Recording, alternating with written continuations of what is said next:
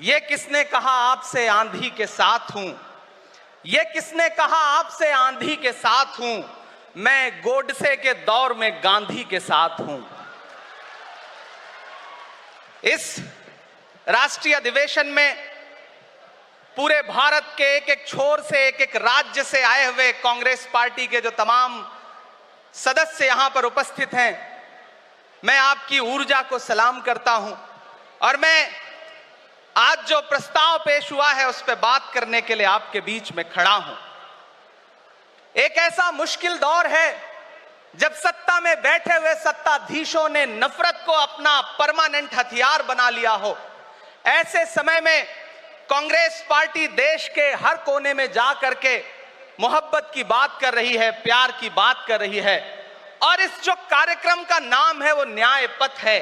न्याय पथ यानी कि इंसाफ का रास्ता, और उस इंसाफ के रास्ते पर अपने अतीत की विरासत को संभाल करके, संजो करके लेके चलता हुआ एक ऐसा न्याय का योद्धा जिसका नाम राहुल गांधी है, जो हम सब के लिए प्रेरणा का स्रोत है। मैं गुजरात में खड़ा हूं, जो महात्मा गांधी का गुजरात है, जो सरदार वल्लभ भाई पटेल का गुजरात है। तो मैं इस गुजरात में खड़ा होकर के अपने अतीत और अपने वर्तमान को मिलाता हूं तो मैं ये महसूस करता हूं और फख्र से सोचता हूं कि मैं वो हूं, मैं कांग्रेस का अदना सा एक वो सिपाही हूं जिसकी जड़ें जाकर के महात्मा गांधी से मिलती हैं और जिसके कदम जाकर के राहुल गांधी से मिलते हैं। मैं सौभाग्यशाली हूं कि मैं कांग्रेस पार्टी का एक अदना सा सिपाही हूं। साथियों, मैं कोई लंबा चौड़ा भाषण करने के लिए नहीं खड़ा हूं, बस आपसे यह कहना चाहता हूं, ये जो न्याय का पथ है, हम सब इस न्याय के पथ पर चलने के लिए संकल्पित हैं।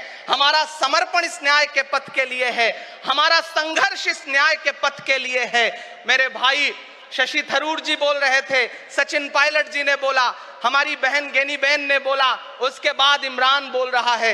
इन चार नामों में ही आप ये पाएंगे कि उत्तर से लेकर के, दक्षिण से लेकर के, गुजरात से लेकर उत्तर प्रदेश तक कांग्रेस यही तो है। कांग्रेस यही तो है, देश को समेटने और एकजुट करने का नाम कांग्रेस है। मुझे याद है कि जब कन्याकुमारी के साहिल पर खड़े होकर के, समंदर के साहिल पर खड़े होकर के हमारे नेता राहुल गांधी जी ने कहा था कि मैं 4000 किलोमीटर चलूंगा, एक नारा लगाऊंगा, नफरत छोड़ो भारत जोड़ो। हम सारे लोग उनके कंधे से कंधा मिला करके, उनके कदम से कदम मिला करके 4000 किलोमीटर चलते रहे। मैंने देखे हैं राहुल गांधी जी के पांव के छाले, मैंने देखा है उनका बहता हुआ पसीना। लेकिन हम आपसे पूछना चाहते हैं और इस स्टेज पर मौजूद कांग्रेस पार्टी के अपने तमाम वरिष्ठ नेताओं से भी ये निवेदन करना चाहते हैं कि जिस पथ पर, जिस इंसाफ के रास्ते पर राहुल गांधी इस मुश्किल वक्त में निकले हैं, हम उस लड़ाई में किस तरह से, कितने जोश के साथ राहुल गांधी जी के साथ खड़े हैं, यही तय करेगा। राहुल जी ने कहा है कि अगला निशाना, अगली जीत, अगला राज्य जहां कांग्रेस पार्टी जीतेगी वो गुजरात होगा। तो याद रखिए कि हार तब होती है जब ठान लिया जाता है,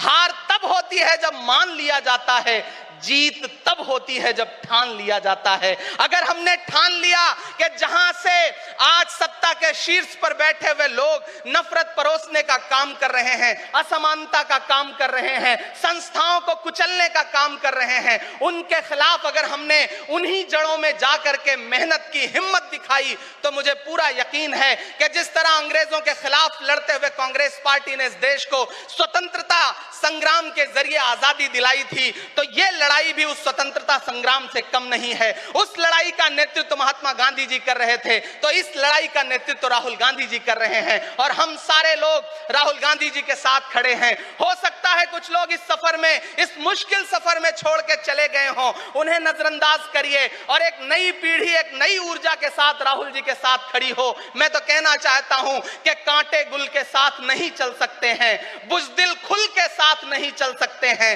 रास्ते में जो छोड़ गया उसे जाने दो, सब राहुल के साथ नहीं चल सकते हैं। आप सारे लोग, हम सारे लोग और इस देश के लाखों लाख, करोड़ों करोड़ लोग राहुल गांधी जी के साथ खड़े हैं और यहां खड़ा होकर के इस देश के पिछड़ों को, आदिवासियों को, दलितों को, अल्पसंख्यकों को मैं सबको भरोसा दिलाते हुए इतना कहना चाहता हूं कि मेरे भाई, कांग्रेस ही है जो आपकी असली लड़ाई लड़ रही है। मुझे वो दिन याद है कि यह सरकार जब एक बिल लेकर के आई तो रात के 3 बजे भी आदरणीय सोनिया गांधी जी राज्यसभा में मौजूद थी इस देश के लिए, इस संविधान के लिए लड़ाई लड़ने के लिए। और राहुल गांधी जी भी लोकसभा में मौजूद थे उससे एक दिन पहले। जिस संजीदगी के साथ वो लड़ाई लड़ रहे हैं, हम सारे लोग उनके साथ खड़े हैं। और मैं ज्यादा भाषण नहीं करूंगा, जाते जाते बस आपसे इतना कह के जाना चाहता हूं साथियों कि ये न्याय का पथ और एक छोटी सी कविता, और उस कविता का जो शीर्षक है, उस कविता का जो हीरो है वो मंच पे मौजूद है।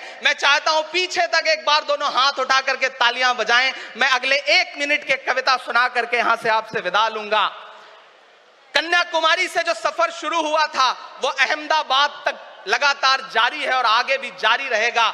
और कल ही राहुल जी परसों बिहार से लौटे हैं, तब यह कविता मैं सुनाता हूं कि उदास मौसम बदल रहा है, उदास मौसम बदल रहा है, धुएं का पर्वत पिघल रहा है, दिलों में लावा उबल रहा है। सुबह सुबह जब हुजूम लेकर सफर पे निकले तो यूं लगे है कि जैसे सूरज निकल रहा है।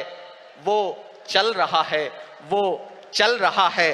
वो कह रहा है कि नफरतों से जो दिल है टूटे मैं जोड़ दूंगा।